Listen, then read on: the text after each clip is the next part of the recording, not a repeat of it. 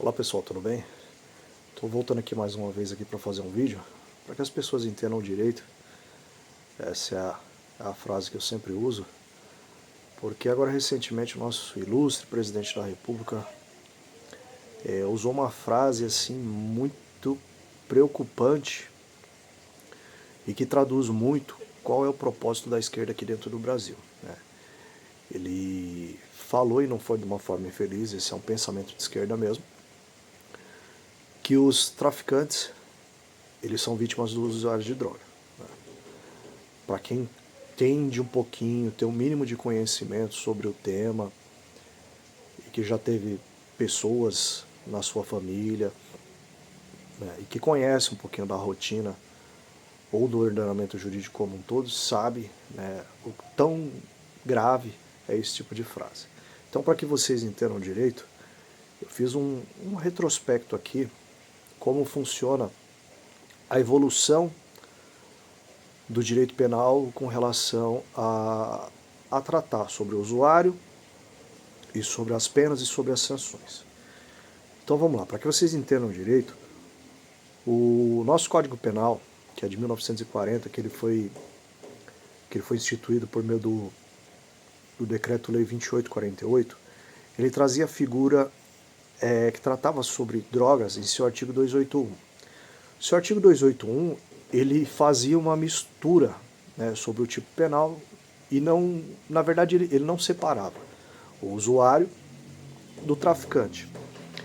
E nisso ele trazia uma pena de 1 a 6 anos, né, para a pessoa que era usuário ou para quem era traficante, de 1 a 6 anos. Isso no nosso Código Penal de 1940, seu artigo 281. Posteriormente, a nossa legislação começou a tratar da matéria de droga entorpecente de uma forma apartada do Código Penal. O que significa? Começou a tratar leis específicas que falavam sobre esse nosso tipo. E a principal dela, à época, era a Lei 6368 de 76, que ela também fazia que aí sim, ela começou a dividir o que era tráfico e o que era uso. O artigo 12 tratava da figura do tráfico, instituía uma pena de 3 anos a 15 anos de reclusão, né? Enquanto o artigo 16 ele fazia essa separação e tratava uma pena de 6 meses a 2 anos. Então era uma pena bem menor para quem era usuário. Mas mesmo assim tratava a figura do usuário não só como um crime, mas como com a punição penal, que ela podia ser elevada de 6 meses a 2 anos de acordo com a incidência, com os motivos propriamente da prisão e com tudo que foi acontecendo.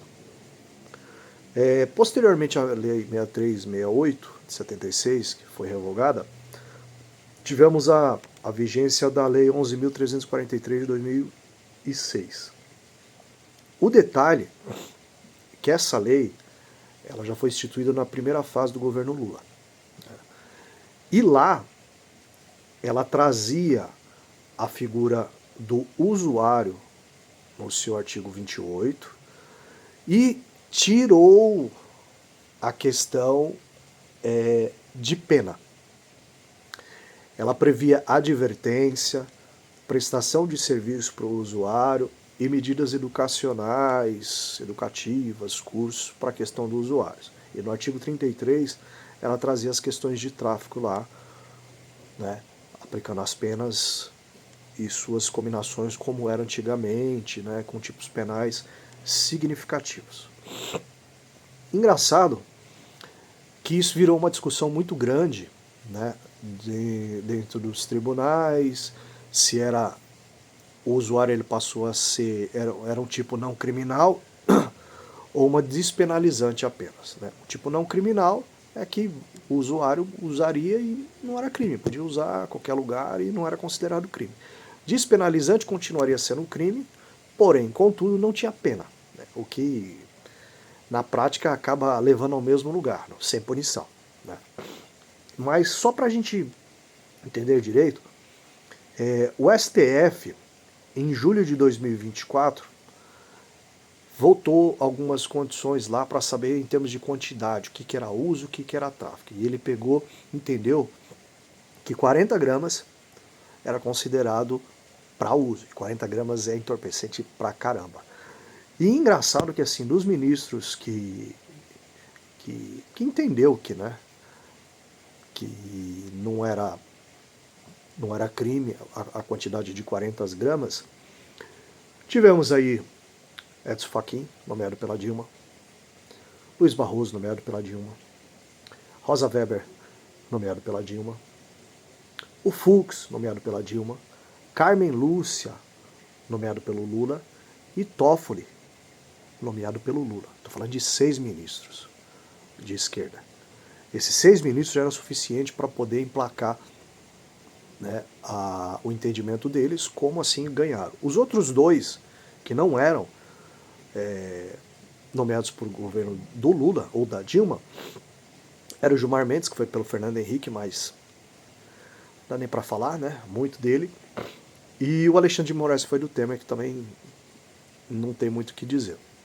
Mas tudo isso para entender direito que a questão hoje sobre drogas e sobre discriminação, despenalização, a questão sobre como a sociedade está sendo tratada, isso para a gente entender direito, não é mais uma questão só de lei. É um plano de esquerda que vem dando certo. Eles estão a cada dia evoluindo, desprestigiando as leis, fazendo com que o Estado ele torne-se cada vez menos eficaz e que fique cada vez na mão deles decidir sobre nós. Então, muito cuidado com tudo que está acontecendo.